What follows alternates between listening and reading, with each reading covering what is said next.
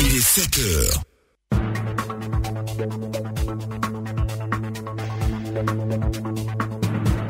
Vous êtes sur la radio numéro 1 sur l'info et le sport et vous aurez aujourd'hui dans la matinale de la Coupe du Monde, la Tunisie sera à l'honneur et vous aurez toutes les autres informations sur cette Coupe du Monde qui aura lieu, on le rappelle, en Russie pour cette année 2018.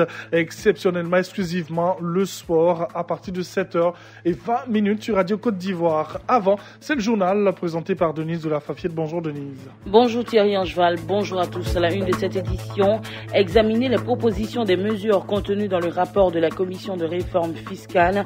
C'est l'objectif du comité de suivi des réformes fiscales installé hier par le Premier ministre. 2 mois de loyer et 2 autres mois comme garantie, c'est désormais la modalité pour un bail à usage d'habitation. Le projet de loi relatif à cette nouvelle réglementation a été examiné par les députés membres de la Commission des affaires sociales et culturelles. Après le riz, le gouvernement travaille désormais à organiser la filière maïs. Cette semaine, une délégation du ministère de l'Agriculture et du Développement rural a rencontré les acteurs de la filière des régions du Ouorodougou, du Kabadougou, du Folon et du Béré à Odiéné. On en parle dans le dossier du jour. Et puis dans l'actualité internationale, plus de 1,2 milliard d'enfants dans le monde, soit plus d'1 sur 2, sont menacés par la guerre, la grande pauvreté ou les discriminations de genre, déplore l'ONG britannique Save the Children dans un rapport qui a été publié hier mercredi. Et c'est le journal que vous suivez sur la radio numéro 1 sur l'info et le sport. Nous allons démarrer avec cette information dans ce journal et ce sera avec vous, Denise de la Fafiette. Le comité de suivi des réformes fiscales a été installé par le Premier ministre hier mercredi. Les membres de ce comité ont été choisis dans l'administration publique et dans le monde des entreprises. Il s'agira pour eux d'examiner les propositions des mesures contenues dans le rapport de la commission de réforme fiscale, proposer des modalités de mise en œuvre des dites mesures et assurer le suivi, préparer les actes de réforme. C'est le secrétaire d'État chargé du budget, Sanogo Moussa, qui est le président de ce comité de suivi des réformes fiscales, un organe essentiel selon lui. On écoute. C'est un acte extrêmement important parce que vous savez que la fiscalité est un élément important dans le développement d'un pays, en particulier d'un pays qui aspire à l'émergence. Comment on définit des règles fiscales qui permettent de desserrer les contraintes de l'État sans empêcher le développement des activités privées, la création de richesses. Et je crois que c'est à ça que nous allons réfléchir, essayer de bâtir les moyens, les éléments d'une fiscalité pour les 10 à 20 prochaines années pour que la Côte d'Ivoire continue allègrement sa marche vers l'émergence.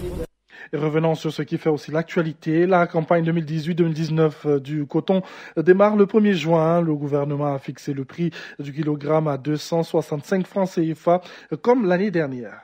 Annonce faite par le porte-parole du gouvernement à l'issue du Conseil des ministres d'hier mercredi. Le porte-parole du gouvernement appelle les populations à s'inscrire sur la liste électorale. Bruno Nabagné-Koné répondant à une question sur l'appel au boycott de l'opposition ivoirienne. Écoutons ses explications. Nous souhaitons que ces élections-là soient totalement inclusives, que la population, partout où elles sont, puisse participer au choix des acteurs locaux, parce qu'ici, il s'agit d'élections locales, régionales et municipales. Le dernier enrôlement qui a été fait, celui de 2016, a été fait à travers 1500 lieux d'enrôlement. Il a duré 1 mois. Prenez 1500 lieux d'enrôlement multipliés par 30 jours et vous aurez le nombre d'unités que cela représente. Prenez ensuite les 10 580 lieux d'enrôlement qui sont prévus cette fois-ci et multipliez cela par 7. Vous êtes pratiquement au double de la capacité qui est donnée. La capacité d'enrôlement n'a jamais été aussi forte que cette année. Donc personne ne peut dire qu'on a réduit les capacités, personne ne peut dire qu'on veut empêcher les Ivoiriens d'aller se faire enrôler. Il s'agit d'être pragmatique. Au contraire, même, nous pensons que le dispositif mis en place cette année est le plus efficace qui a été mis en place depuis plusieurs années.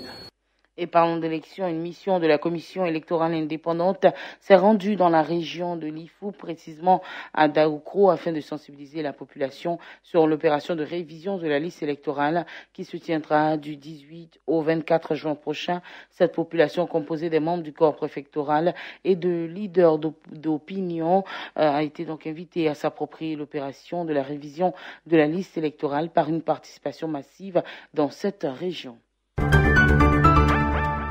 2 mois de loyer et 2 autres mois comme garantie. C'est désormais la modalité pour un bail à usage d'habitation. Eh bien, le projet de loi relatif à cette nouvelle réglementation a été examiné par les députés membres de la Commission des affaires sociales et culturelles.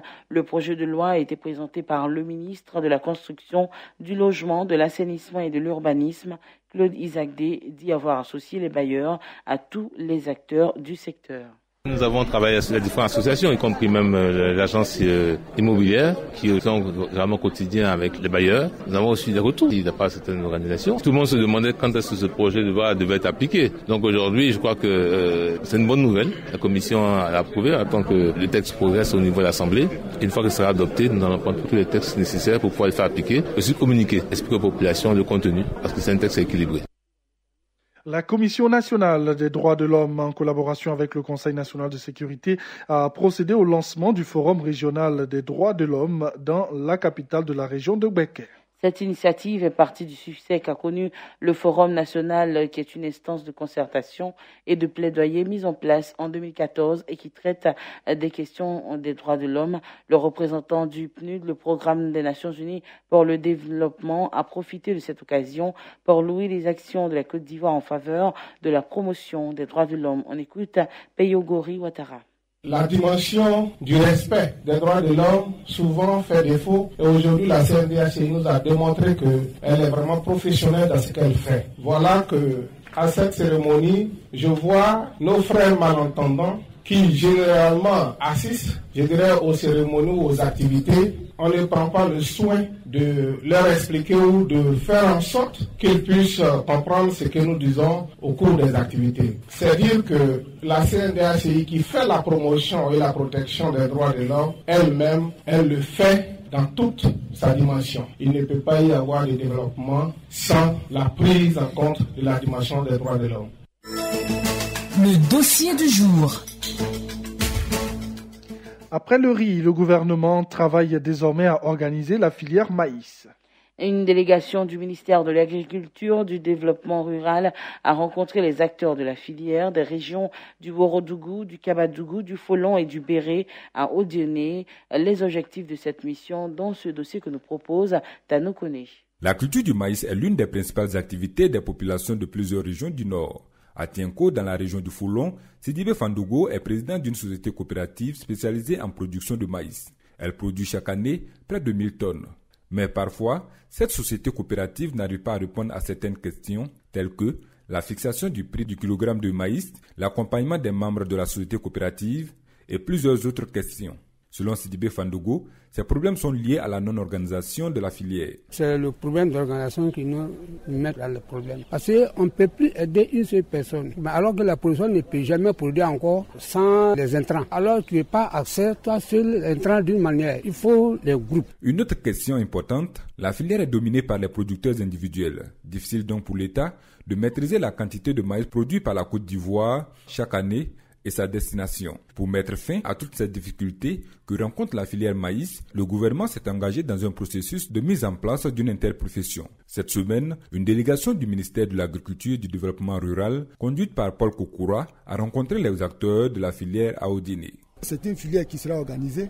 On va connaître le prix du maïs au kilogramme et cela va permettre aux acteurs de la filière maïs de parler d'une seule voix parce que l'État a besoin d'un interlocuteur pour qu'il y ait un changement réel, palpable, fiable et visible sur le terrain. Ça va permettre à l'État de connaître les statistiques réelles de la production du maïs sur l'étendue du territoire national. Une nouvelle qui réjouit les acteurs de la zone. Écoutons quelques-uns. Fofana Brahima, producteur de maïs, on se dit que ça va faire une protection et puis une assurance sur la commercialisation qui souvent pose problème et même l'approvisionnement des acteurs en production. Donc pour moi c'est vraiment un pas en avant pour le développement de cette filière. Ouattara Geneba, productrice de maïs de Séguéla. Franchement dit, la sensibilisation qu'ils ont fait, ça m'a plu beaucoup. Parce que le gouvernement veut nous aider pour qu'on puisse manger à notre faim. Sidibé Fandogo, producteur de maïs. Moi-même, j'ai prié depuis un bon moment, il faut que la filière de maïs va à l'interprofession. Parce que à l'interprofession, là, le maïs sera mis en valeur, comme café, cacao, coton, anacarde, ainsi de suite. Signalons que cette initiative s'inscrit dans une vaste politique de structuration des filières agricoles en cours en Côte d'Ivoire. Dans nos Kouné, au dîner pour Radio Côte d'Ivoire. Et aujourd'hui, c'est la journée mondiale sans tabac.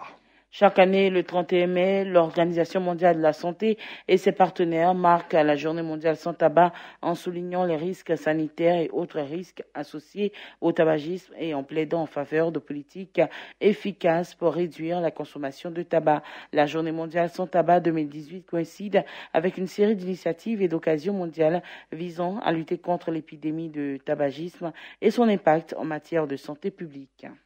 Et sans transition à l'international, plus de 1,2 milliard d'enfants dans le monde, soit plus d'un sur deux, sont menacés par la guerre, la grande pauvreté ou les discriminations de genre, déplore l'ONG britannique Save the Children dans un rapport publié hier mercredi. Dans ce document intitulé « Les multiples visages de l'exclusion », l'organisation établit un classement de 175 pays en fonction des mesures qui pèsent sur l'enfance en termes d'éducation, de santé, de nutrition et de violence. Singapour et la Slovénie sont les mieux classés devant les pays nordiques. À l'autre extrémité se trouvent 10 pays d'Afrique centrale et occidentale, dont le Niger est à la 175e position.